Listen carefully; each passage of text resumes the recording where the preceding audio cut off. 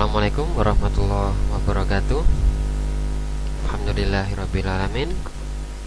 Segala puja dan puji syukur marilah kita ucapkan kepada Tuhan yang Maha Esa, Tuhan yang Maha Satu, menciptakan segenap makhluk sendirian dan menentukan mereka rezeki dan ajalnya.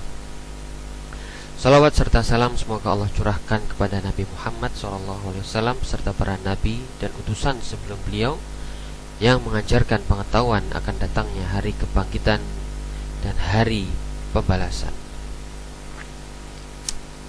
Saudara-saudara sekalian, para mahasiswa penuntut ilmu kedokteran dimanapun Anda berada, di antara tanda-tanda keberadaan Sang Pencipta adalah keajaiban penciptaan manusia. Di antara hal yang menakjubkan dalam penciptaan manusia adalah diberinya manusia perangkat hidup yang bernama panca indera.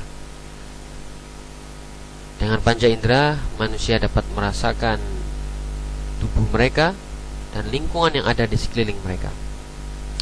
Mereka dapat berdiri tegak, mereka dapat membaca, mereka dapat mendengar, mereka dapat merasakan, dan terutama adalah mereka dapat memahami.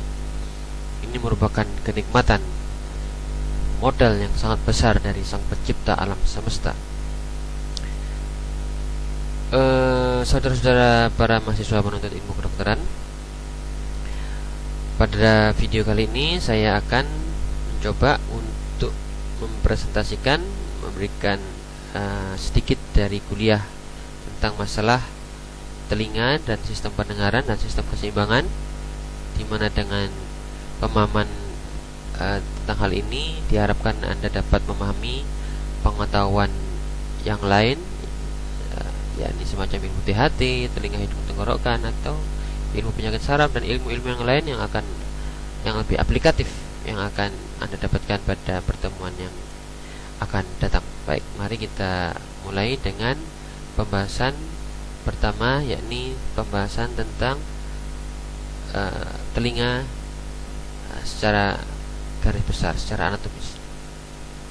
Saudara-saudara, Anda bisa melihat di sini telinga itu kita bagi menjadi 3 bagian, ya. Ada telinga luar, kemudian telinga bagian tengah, dan yang terakhir telinga bagian dalam. Telinga bagian luar dia lebih sering kita sebut sebagai auricula. Itu salah satu dari anggota bagian dari telinga luar, tetapi dia lebih luas, ya. Jadi telinga luar itu dimulai dari struktur yang kita sebut sebagai helix di luar sini. Ya, ini helix, saudara. Helix. Ya. Kenapa namanya helix? Karena dia berbentuk spiral seperti helix, ya. Helix, ya. Kemudian di depan helix Anda akan mendapati struktur yang bernama anti-helix. Anteni, yang dimaksud anti adalah di depannya. Antenatal sebelum kelahiran, di depan kelahiran, ya.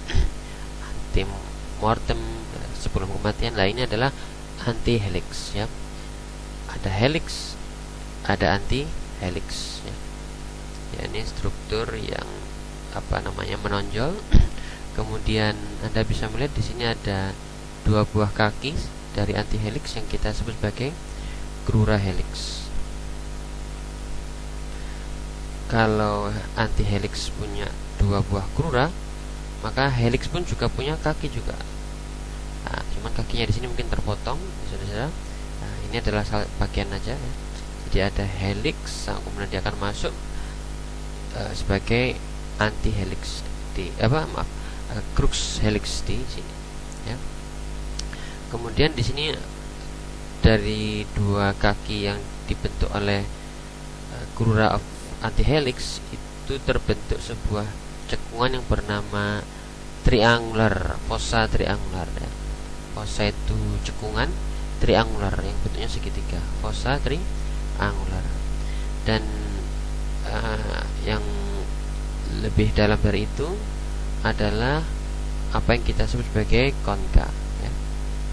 Konka ini merupakan sebuah lembah di dalam auricula kita, yang mana akan menjadi akhir dari konika ini akan menjadi awal dari meatus acousticus externus di sini. Meatus acousticus externus. Ada satu sekali lagi saudara. Ini adalah struktur yang kita sebut sebagai lobulus. Lobulus adalah satu-satunya jaringan auricula yang tidak mempunyai tulang rawan, ya. Dibedakan dengan struktur yang lainnya, helix, antihelix, tragus, antitragus, mereka semua mempunyai jaringan dasar yang kita sebut sebagai kartilago, tulang rawan. Bedakan tulang rawan dengan tulang keras. Jaringan osteum ini lebih keras, sementara kartilago dia lebih lunak. Kita bisa merasakan ini bagaimana konsistensi kekenyalan dari kartilago ini, ya. Dan kulit itu langsung menempel pada kartilago ini, ya, sehingga tidak akan didapatkan di sini kerutan dan sebagainya. Hal yang berbeda jika kulit itu berdiri di atas jaringan lemak, ya, semacam ini. Kalau bulus ini masih bisa berkerut, ya, kalau sudah tua mungkin akan berkerut. Tapi pada jaringan yang berdiri di atas jaringan tulang rawan itu dia tidak ada kerutan, ya, karena dia langsung nempel pada tulang rawan. Kemudian saudara, meatus acousticus externus itu bermula dari akhir dari konka, ya. Anda bisa melihat di sini meatus acousticus externus itu dapat kita bagi menjadi dua bagian. Satu bagian itu berdiri atau dasarnya adalah tulang jaringan os, tulang keras, sementara bagian yang lain dasarnya adalah jaringan lemak. Sekitar sepertiga meatus acousticus externus ini jaringan lemak dasarnya, sementara 2/3 medial itu perios, jaringan tulang yang keras. Kemudian saudara-saudara, namanya meatus acousticus externus ini tidak lurus semacam ini, saudara-saudara, ya. Kenyataannya meatus acousticus externus itu dia lebih ada pembelokan yang tepatnya seperti huruf S, ya, seperti ini huruf S. Nah, gitu kalau kita lihat dari atas, seperti huruf S, nah, jadi semacam ini. Nah, ini. Ya, maaf. Ini S dilihat dari arah atas, ya. Lubangnya seperti huruf S. Nah, jadi meatus acousticus externus itu ada beberapa pembelokan. Pembelokan pertama dia akan mengarah ke anterior, kemudian yang kedua dia akan mengarah ke posterior, dan kemudian yang ketiga dia akan mengarah ke anterior, sehingga sampai berhenti di bagian membran timpani. Nah, membran timpani ini adalah membran timpani. Ini adalah membran timpani. Jadi huruf S, ya. Karena itu kalau Anda ingin melihat membran timpani, saudara, Anda tidak bisa langsung melihat sebagus ini, ya. Untuk bisa melihat sebagus ini Anda harus meluruskan struktur yang berbentuk S tadi dengan jalan menarik pinna ini, auricula ini ke atas dan ke belakang, superior dan posterior, kemudian Anda tarik ke arah lateral. Maka huruf S ini akan terbuka. Barulah nanti Anda bisa melihat membran timpani dilihat dari arah luar. Kalau tidak ditarik seperti itu, maka struktur dari meatus acousticus externus itu akan membelok, terjadi pembelokan sehingga Anda tidak bisa melihat membran timpani. Kemudian saudara-saudara, setelah membran timpani, kemudian kita akan masuk ke rongga telinga tengah. Ini rongga telinga tengah, di mana rongga telinga tengah itu bermula dari membran timpani di sini dan berakhir di basis dari stapes. Nah, ini adalah telinga tengah, atau lebih dikenal sebagai cavum timpani, gua timpani, ya. Gua timpani, cavum timpani, ya. Jadi pembahasan dari rongga telinga tengah ini dimulai dari pembahasan tentang membran timpani. Anda bisa melihat di sini membran ini bentuknya seperti piringan yang berbentuk cekung menghadap ke arah luar sini, saudara. Kalau dilihat dari arah dalam ini bentuknya cembung ya, tapi kalau dilihat dari arah luar itu dia cekung. Mengapa cekung? Karena dia menempel pada bagian tulang osikula, tulang yang kecil namanya malleus ya. Tulang malleus. Ini tulang malleus. Kita sebut sebagai osikula karena ini adalah tulang yang kecil ya. Bukan tulang yang besar sehingga kita sebut sebagai os ya, tapi ini adalah osikula ya. Osikula berarti tulang-tulang yang kecil. Dan bentuk dari membran timpani ini bentuknya seperti piringan yang cekung ke arah luar karena dia harus menempel melekat pada bagian gagang dari tulang malleus ya, yang kita sebut sebagai manubrium malei ya, manubrium malei. Nah, saya akan menunjukkan kepada saudara-saudara gambar yang lebih pas untuk manubrium untuk membran timpani. Oke, saya akan ambil di gray ini.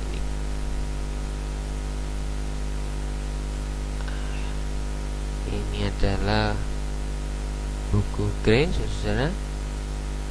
Saya akan menunjukkan kepada saudara gambaran dari membran timpani. Ya, ini. Nah, ini adalah struktur dari membran timpani dengan menggunakan otoskop. Ini alat yang khusus yang digunakan untuk melihat bagian dalam. Maka nanti Anda bisa melihat membran timpani semacam ini. Ya, kalau tanpa alat Anda masih bisa, tapi tidak sedetail semacam ini. Ya, Anda bisa melihat di sini ada kaki dari malleus itu tampak, manubrium malleus itu tampak membayang di sini ya.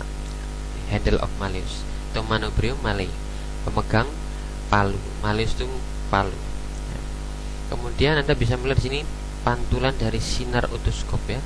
Ketika Anda melihat membran timpani, Anda akan menyinari menggunakan senter yang ada pada otoskop, dan senter itu cahaya itu akan terpantulkan dalam bentuk semacam ini, cone of light. Cone of light ya, kerucut cahaya, dan arahnya khas yakni di arah jam 5 ya. Jadi kalau Anda bisa melihat cone of light ini di arah jam 5, maka bisa dipastikan itu adalah bentuk kerucut dari membran timpani ya. Membran timpani. Kalau cone of light ini tidak ada, maka besar kemungkinan terjadi penggelembungan ya, penggelembungan dari membran timpani ini menghadap ke arah atas ya, menghadap ke arah lateral ya. Terjadi bomban namanya ya. Seperti bola yang kecembungannya menghadap ke arah kita, bukan cekung semacam ini tapi bola ya, seperti mutiara gitu nantinya. Nah, jadi kalau kita bisa melihat cone of light ini di arah anterior inferior, maka bisa dipastikan kondisi dari membran timpani ke kondisi cekung baik semacam ini ya. Kemudian ada di sini ada umbu. Umbu ini merupakan puncak dari cone of light tadi. Jadi ada cone of light nanti akan pertemuannya dengan handle of malleus, manubrium malei, itu disebut dengan umbu. Ini puncak dari kerucut, puncak kerucut. Nah, di sini ada pars flaccid, yakni bagian dari membran timpani yang lebih lemas, lebih kendor, makanya flaccid. Kalau ini tensa, lebih kencang ya. Dan kekencangannya ini harus dipertahankan untuk bisa mendapatkan getaran yang adekuat yang dihasilkan dari getaran udara yang masuk ke dalam membran, yang masuk menggetarkan membran timpani. Baik, kita kembali lagi ke gambar atlas yang tadi ya. Ini kita bisa melihat membran timpani tadi cekung, di mana kecekungan ini karena dipegang di dalam sebelah dalamnya oleh manubrium malei. Kemudian saudara-saudara, manubrium malei ini dia berartikulasi, Malleus ini, os Malleus ini dia berartikulasi dengan incus di sebelah posteriornya, dan incus, tulang incus ini akan berartikulasi dengan stapes di sebelah medial. Ya, ini adalah stapes di sebelah medial. Ya, kalau ini Malleus, ini adalah incus, dan yang ini adalah stapes. Ya. Saudara-saudara bisa membayangkan jika ada gelombang suara yang masuk melalui melalui meatus acusticus externus, maka gelombang suara ini akan menggetarkan udara yang ada di sekelilingnya, dan getaran dari udara ini akan menggetarkan membran timpani. Jika membran timpani bergerak ke arah medial, ke arah dalam, maka getaran ini juga akan dirasakan tentunya oleh manubrium Malei. Manubrium Malei pun akan bergerak ke arah dalam. Dan ingat saudara-saudara, yang namanya Malleus ini dia mempunyai prosesus anterior. Nah, ini anterior, prosesus anterior dari os Malei, di mana dia akan melekat pada dinding sebelah depan dari cavum timpani. Ya, dia akan melekat dengan ligamen-ligamen tertentu, dia akan melekat, ya, sehingga gerakan manubrium Malei ke arah medial ini akan justru membuat kepala Malleus, head of Malleus itu terdorong ke arah lateral karena adanya titik tumpu prosesus anterior dari os Malei. Ya, Anda bisa bayangkan saudara ya. Jadi kalau ini ke depan, maka ini tentunya ke belakang. Head of Malei akan ke belakang. Kemudian ini hanya ligamen saja untuk memegang os Malleus supaya tidak lepas dari jaringan psikiaternya. Ini adalah prosesus lateralis, ya, yang melekat juga dengan membran timpani. Kalau head of Malleus itu bergerak ke lateral, maka artikulasinya dengan incus pun juga demikian, saudara-saudara. Incus pun akan bergerak ke arah lateral, ya, sebagaimana kepala Malleus bergerak ke arah lateral. Dengan menggunakan titik tumbunya ligamen posterior of incus, ligamen posterior dari incus, maka hal yang sama dengan titik tumbuh ini, kaki dari incus pun akan bergerak ke arah medial, ya, bergerak ke arah medial, ya. Titik tumbuhnya adalah ini. Titik tumbuhnya adalah ligamentum posterior. Kemudian saudara, gerakan ke medial dari kaki incus ini akan berartikulasi, akan mendorong stapes, kepala stapes, ya, berartikulasi dengan head of stapes, caput stapes, untuk mendorong basis stapes, mendorong ke arah dalam dari foramen ovale, yang mana merupakan bagian dari rumah siput atau koklea. Nah, ini adalah basis stapes. Yang ini adalah kaki stapes, dan ini head of stapes, dan ini adalah lehernya, kolum stapes, ya. Dengan adanya konduktivitas semacam ini, maka Anda bisa melihat, saudara, lebar dari membran timpani ini lebih lebar daripada lebar dari basis stapes, ya. Apa manfaatnya, saudara? Manfaatnya adalah dengan adanya perbedaan luas ini akan meningkatkan tekanan yang dihasilkan oleh basis stapes dalam menggetarkan cairan perilimf yang ada di koklea sini, ya. Katakan di sini getaran amplitudo yang dihasilkan oleh energi suara itu 1 mili amplitudenya, ya, bergetar 1 mili, maka dengan adanya perbedaan lebar ini, force-nya yang dihasilkan, maka amplitudenya yang dihasilkan pun lebih besar di sini. Kalau di sini getarannya 1 mili, di sana bisa, di foramen ovalnya bisa 3 mili, 4 mili, lebih keras lagi. Ya, lebih keras amplitudo yang dihasilkan.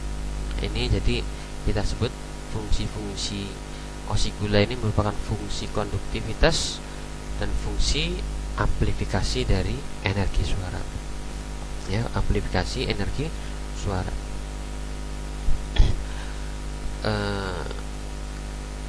Setelah itu, saudara, maka selanjutnya getaran dari stapes ini akan menggetarkan cairan perilimf yang ada di dalam rumah siput. Sebelum kita akan membahas perjalanan suara di dalam telinga dalam, saya akan membahas struktur yang lebih rinci lagi yang ada di dalam kavum timpani ini. Saudara, Anda bisa melihat di sini ada otot, dua otot yang kecil di sini. Nah, jadi saudara, apa fungsi dari dua otot ini? Dua otot ini berfungsi untuk mencegah suara yang terlalu keras itu merusak sistem saraf yang ada di dalam rumah siput ini. Ya. Kalau tadi getaran dengan amplitudo 1 mm di sini bisa menggetarkan 3 mm. Kalau suaranya terlalu keras, sangat keras, bisa 3 mm di sini, 4 mm, 5 mm. Tentu getaran yang dihasilkan akan mempunyai daya rusak terhadap membran timpani. Dia bisa robek. Ya, misalnya Anda mendengarkan suara rock, heavy metal, Anda mendengarkan lagu tepat pakai headphone dengan suara yang sangat keras, ini akan membahayakan membran timpani saudara-saudara. Ya, tentu akan berisik sekali. Anda akan mencoba untuk menurunkan suaranya. Kan, tapi sebelum proses itu datang, maka di sini Anda sudah diberi bekal berupa otot tensor timpani, musculus tensor timpani. Dari namanya kita tahu tensor itu menegangkan, timpani adalah gendang telinga. Ketika Anda mendengarkan suara yang keras, maka musculus tensor timpani ini akan berkontraksi, menarik malleus ke arah medial, ke arah kavum timpani, sehingga getaran yang dihasilkan oleh membran timpani terhadap suara yang keras itu tidak akan menimbulkan amplitudo yang lebar. Ya, jadi dengan suara yang keras dia akan ditarik oleh tensor timpani sehingga getarannya tidak akan menimbulkan amplitudo yang sangat kuat. Ya, jadi ditarik ke dalam. Inilah fungsi dari musculus tensor timpani. Anda juga bisa melihat di sini origonya, di mana origo dari tensor timpani ini dia berorigo di dinding dari tuba eustachius. Anda sudah ingat tuba eustachius adalah saluran yang menghubungkan antara nasofaring dengan kavum timpani, ya, yang akan terbuka kalau Anda menelan atau menguap, dia akan terbuka. Atau kondisi normal dia akan tertutup.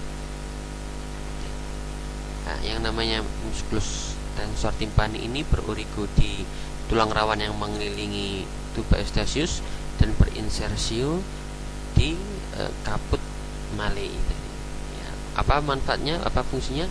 Yakni mengurangi intensitas suara. Ya.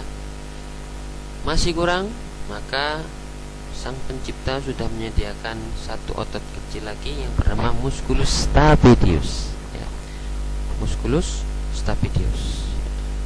Ya, ini musculus stapedius. Dia berorigo di dinding belakang dari kavum timpani dan berinsersio di kolum stapes, leher dari os stapes. Ya.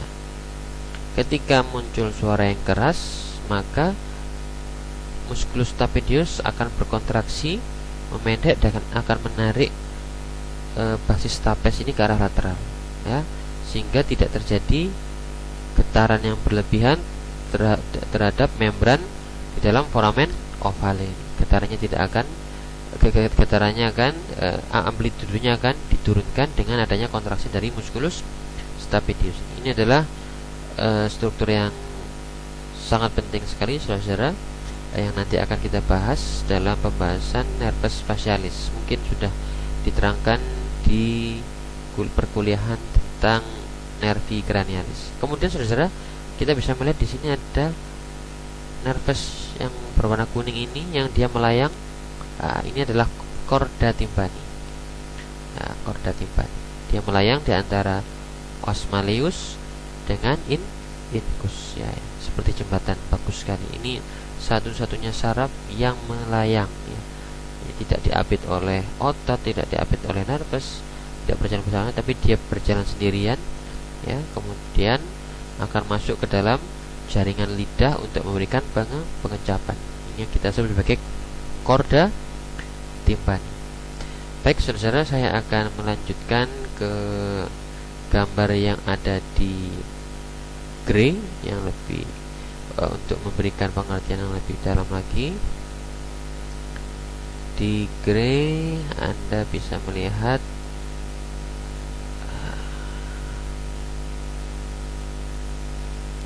ya, saya akan tunjukkan kepada saudara konsep ruangan pada cavum tympani. Nah, ini adalah konsep ruang dalam cavum tympani. Dalam cavum tympani ini dibuat modelnya seperti segi empat semacam ini. Ada dinding anterior, ini kita melihat dari arah membran tympani, ya. Ada atap, ada lantai, ada dinding anterior, ada dinding posterior, dan itu adalah dinding medial yang di sana, ya. Pada dinding medial Anda sudah paham tadi ada foramen ovale tadi atau oval window tadi, yang mana merupakan tempat basis stapes menempel, ya, untuk menggerakkan rumah siput yang ada di balik tembok ini tadi, ya.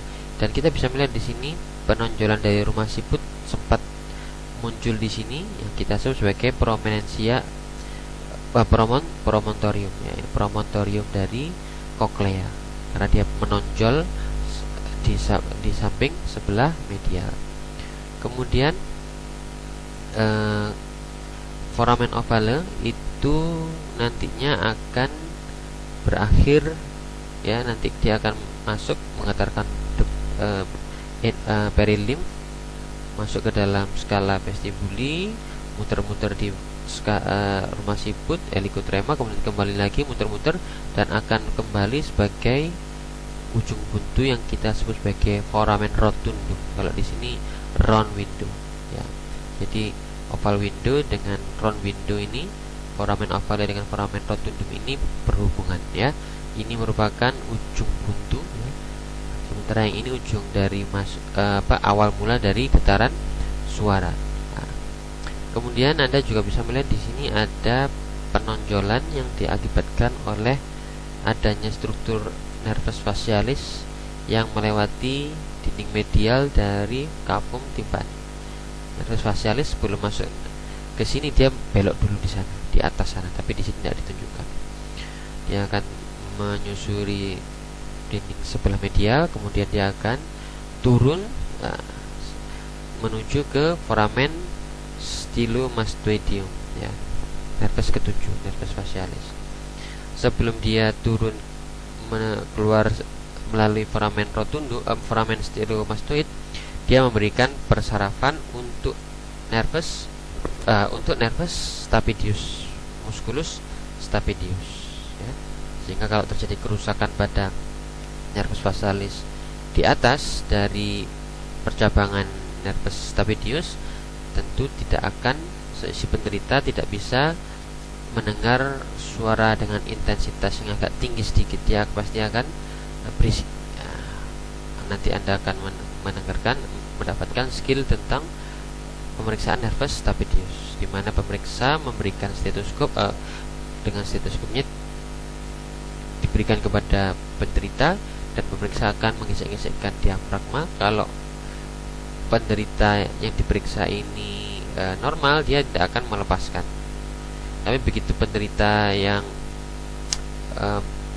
mengalami cedera di atas nervus stapedius, maka dia akan melepaskan dengan segera stetoskop ini karena berisik yang luar biasa yang dia rasakan.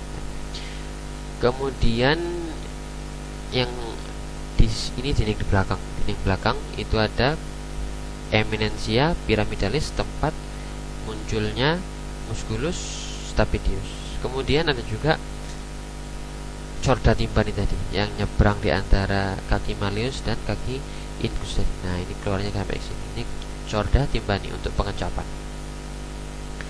Kemudian saudara-saudara, kita juga bisa melihat di sini di dinding sebelah depan ada tuba eustachius, ya, jaringan tuba eustachius, terowongan tuba eustachius untuk menyamakan tekanan nasofaring dengan cavum timpani, dan pada dindingnya itu berorigo musculus tensor timpani.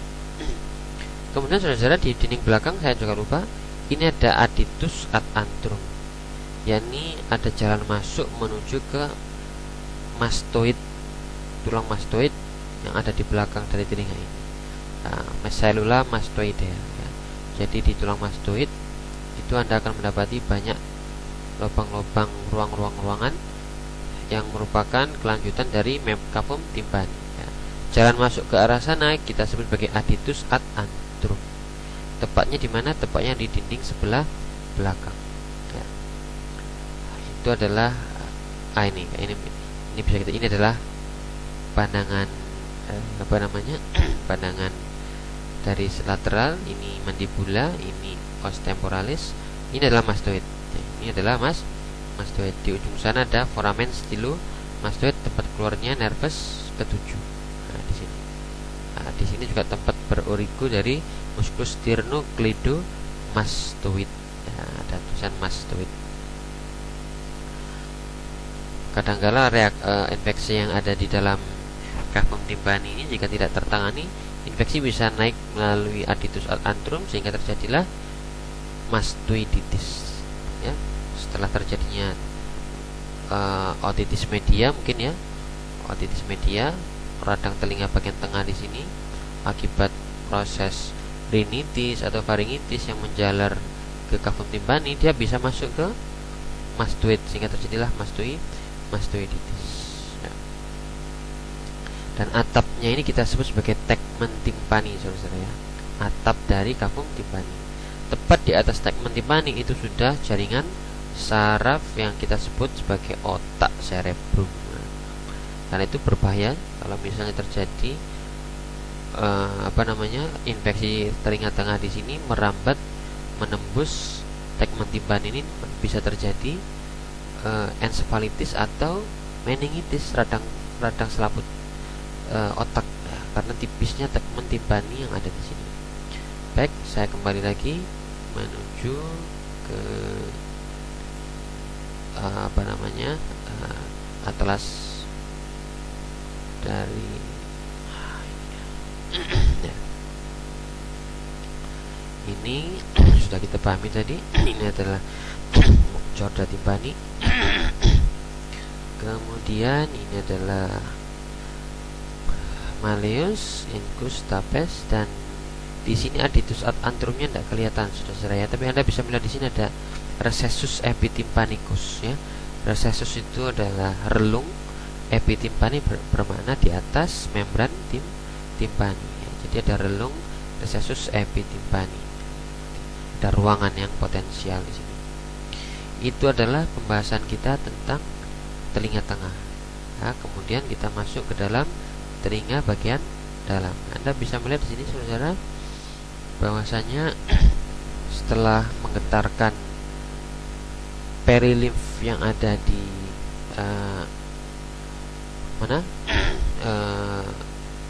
kita buka, bisa. Ini telinga tengah, saudara, itu sebetulnya terbagi menjadi dua. Ada dua organ. Di sini ada organ pendengaran yang diperantarai oleh rumah siput. Kemudian ada organ keseimbangan, organ vestibularis, yang diperantarai oleh ductus semicircularis di sini. Kita bicarakan terlebih dahulu pembahasan tentang rumah siput di sini, ya. di sini rumah siput, Anda bisa melihat di sini. Ini adalah nervus cochlearis, sementara yang ini nervus vestibularis. Ya, nervus vestibularis akan bergabung menjadi satu, menjadi nervus ke-8 vestibulo cochlearis. Dia akan memasuki celah yang kita sebut sebagai meatus acousticus internus untuk kemudian masuk ke dalam cavum cerebri dan masuk ke dalam brainstem. Kalau ini adalah nervus facialis ya. Bersama-sama dengan nervus ke-8, nervus ke-7 akan memasuki meatus acousticus internus, kemudian masuk ke dalam brainstem dan seterusnya. Anda bisa melihat di sini seperti ini penempatannya. Jadi rumah siput letaknya di depan, di anterior, sementara rumah siput lebih anterior, sementara semicircularis lebih posterior ya. Kita bicarakan dulu, kita masuk ke dalam pembicaraan tentang rumah siput. Saya akan tunjukkan gambar yang bagus di atlasnya netra.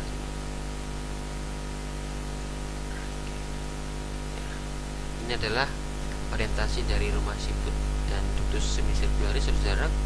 Ketika pasien amunisi berbaring, ini kalau telinga kita singkapkan, maka tepat sekitar berapa senti, 10 cm masuk ke dalam, itu adalah rumah siput.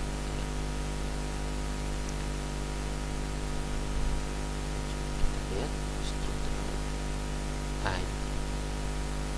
Nah, semacam ini, saudara ya. Jadi ketika ini ada malleus, incus, dan stapes. Ketika stapes bergetar, maka dia akan menggetarkan cairan yang ada di yang berwarna putih ini, yang kita sebagai perilimfe. Ya, peri itu sekeliling. Nah, kalau yang biru ini endolimfe. Nah, yang namanya getaran dari foramen ovale ini akan diteruskan menuju ke perilimf dan akan memasuki apa yang kita sebagai skala vestibuli ya. Ini namanya daerah vestibuli ya.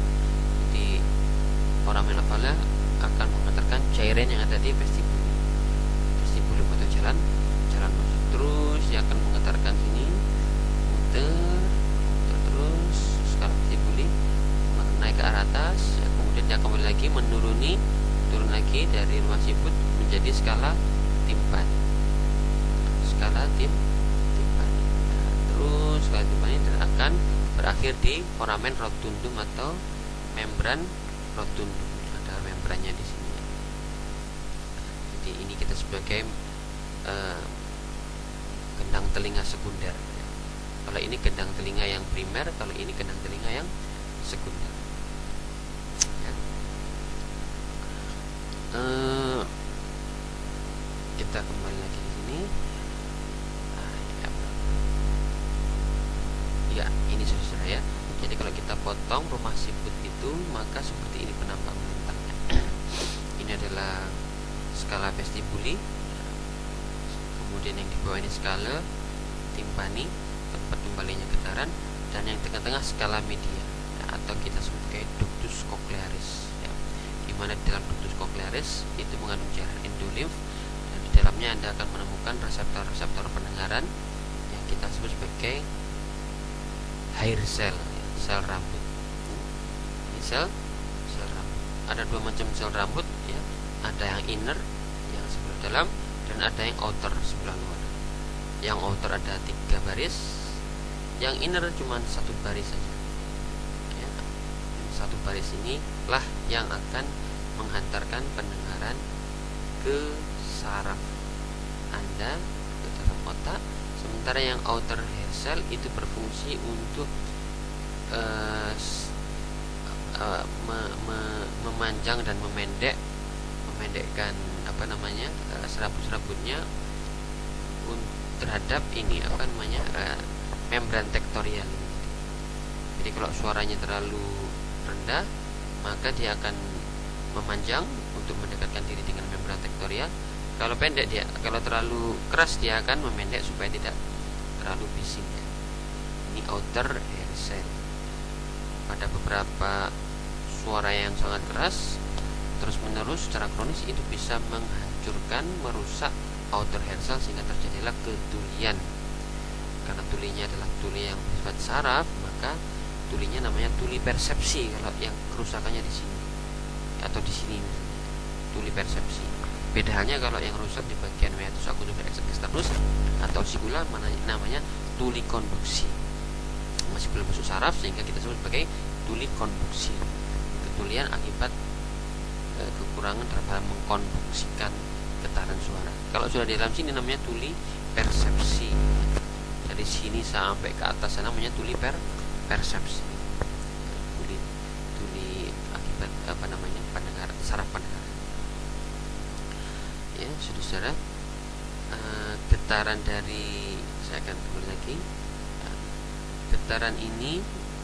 Getaran dari perilimf ini kalau akan menggetarkan vestibulum dan kemudian akan masuk kembali heliotrema, kembali ke skala timpani. Nada-nada tinggi akan banyak didapatkan reseptornya pada daerah basis dari rumah siput. Dan nada-nada rendah itu akan didapatkan pada daerah dekat dengan heliotrema. Semakin tinggi, semakin rendah frekuensi, semakin tinggi tempat reseptornya. Sehingga terkadang kerusakan pada bagian yang heliotrema itu bisa membuat ketulian yang unik sebenarnya. Beberapa orang kisah nyata ini tidak bisa mendengar suara laki-laki, yang dia bisa dengarkan bukan suara perempuan. Mengapa demikian? Karena kerusakannya di bagian heliotrema ya, sehingga dia tidak bisa mendengar suara yang nadanya bass. Dan kita tahu suara laki-laki itu suara bass, sementara suara wanita suara tenor yang mempunyai frekuensi tinggi ya. Dia cuma bisa mendengar suara wanita tapi tidak bisa mendengar suara laki-laki akibat kerusakan di bagian heliotrema atau sebaliknya. Itu adalah anatomi dari pendengaran.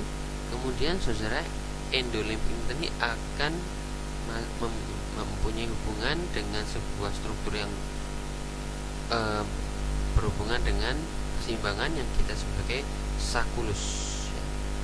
Jadi akan berhubungan dengan sakulus. Sebetulnya sakulus ini sebetulnya cairan reservoir tabungan untuk endolimf yang ada di rumah siput ini ya, makanya. Dan dia mempunyai saluran yang namanya ductus reunion ya. Ductus reunion ya. Kemudian sakulus ini, di dalam sakulus itu ada organ keseimbangan yang berdiri secara vertikal, saudara ya. Dia berdiri secara vertikal, bermanfaat untuk mendeteksi gerakan tubuh, mendeteksi terhadap gerakan-gerakan vertikal ya. Kalau kita naik lift atau turun lift, kita bisa merasakan, oh ini lift sedang naik, sedang turun. Nah, itu akibat adanya gerakan dari utulit. Anda cari sendiri apa itu utulit. Gerakan dari utulit dalam menggerakkan membran-membran reseptor di bawah. Kemudian dia akan berhubungan pula dengan struktur utriculus ya. Ada sakulus, ada utriculus yang lebih besar. Utriculus mempunyai reseptor keseimbangan yang berdiri di bawah yang bentuknya horizontal. Kalau ini vertikal, kalau ini horizontal. Horizontal di bawah sana, dan bermanfaat untuk mendeteksi percepatan horizontal. Seperti Anda ngebut ya, kemudian ngerem mendadak, itu akibat adanya utriculus ya. Ada makula di sana, makula utriculus. Kalau di sini adalah makula sakulus. Bagaimana bentuk makula utriculi, makula sakuli, Anda cari sendiri ya. Ini adalah makula utriculus, ada reseptor ya, karena utulit, ada utulit yang terbuat dari kalsium karbonat seperti pasir gitu, yang berfungsi untuk mendeteksi perubahan gerakan. Dia akan bergetar atau bergerak sesuai dengan arah aliran percepatan gerakan dari kepala. Kemudian di sini ada juga yang namanya kana ductus semisirkularis. namanya semisirkular berarti dia tidak sirkuler, tapi ya, 3/4 lingkaran palingnya, tidak sirkuler bulat gitu. Nah, itu ada 3 ductus semicircularis anterior, ada yang posterior, dan ada yang lateral. Mungkin gambaran bagus seperti ini. Nah, ini dilihat dari arah belakang. Ini ada yang posterior, yang lateral, dan ini yang anterior. Dan ketiganya 90 derajat, saling memotong 90 derajat. Ya, seakan-akan ini merupakan reseptor XYZ. Ya, bayangkan saudara-saudara, Anda tidak pernah belajar matematika, tapi dalam tubuh Anda ada reseptor yang bisa mendeteksi perubahan derajat itu 90 derajat. Satu sama lain saling siku 90 derajat X, 90 derajat Y, dan ada Z di sini. Ini merupakan bukti bahwasanya tubuh kita tidak terjadi dengan sendirinya, tapi didesain. Kalau ductus semicircularis dia bermanfaat untuk mendeteksi gerakan-gerakan sentrifugal. Ya. Misalnya Anda menoleh, ya, bentuk lingkarannya.